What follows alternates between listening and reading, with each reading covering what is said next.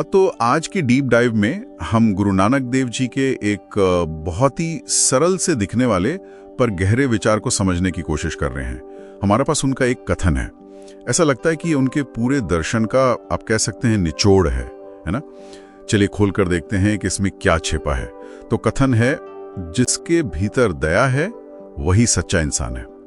सुनने में तो बहुत सीधी सी बात लगती है ना? हाँ, लगती तो सीधी है, पर ये दिलचस्प है क्योंकि ये सीधी सी लगने वाली बात असल में इंसानियत की परिभाषा पर ही सवाल उठा देती है, या यूं कहें उसे एक नई दिशा देती है। स्रोत बताते हैं कि यहाँ दया का मतलब सिर्फ वो होता है ना, तरस खाना, वो नहीं है। अच्छा। हाँ, ये उससे कहीं ज्यादा है। इसमें करुणा भी है, मतलब दूसरों का दुख महसूस करना, प्रेम भी है, लगाव, और उससे भी आगे बढ़कर ये एक सक्रिय सोच है मदद करने की, सबके भले की।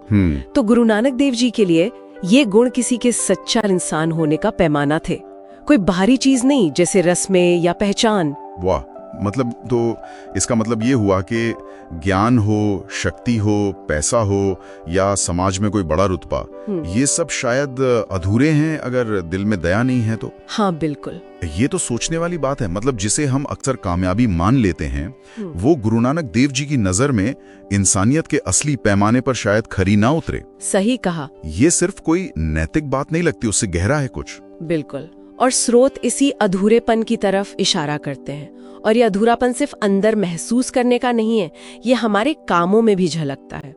जैसे सोचिए, बिना दया के ज्ञान, वो शायद अहंकार बन जाए। हो सकता है। या शक्ति, वो जुल्म में बदल सकती है। हमारे जो सूत्र हैं वो बताते हैं कि गुरु नानक देव जी ने इसे सिर्फ कहा नहीं, अपने जीवन में जी कर दिखाया। जैसे लंगर की प्रथा को ही ले लीजिए, वो किस पर आधारित है? दया पर ही तो है, बिना किसी भेदभाव के सबको खिलाना। हाँ, सही बात है। या फिर उनकी यात्राएं, जहां उन्होंने उन लोगों के दुख दर्द को समझा और आवाज दी जिन्हें समाज ने किनारे कर दिया था।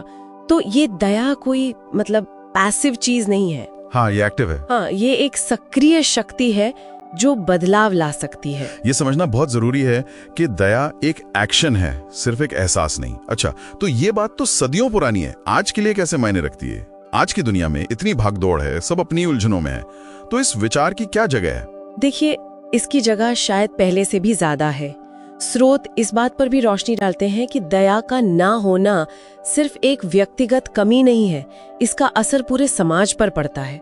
जब समाज में आप कह सकती हैं संवेदना कम होती है, हाँ, तो रिश्ते खोखले होने लगते हैं, भरोसे में कमी आती है ना, दूरियां बढ़ती हैं। बिल्कुल। गुरु नानक देव जी का ये कथन हमें याद दिलाता है कि हमारी इंसानियत जो है वो एक दूसरे से जुड़ी हुई है।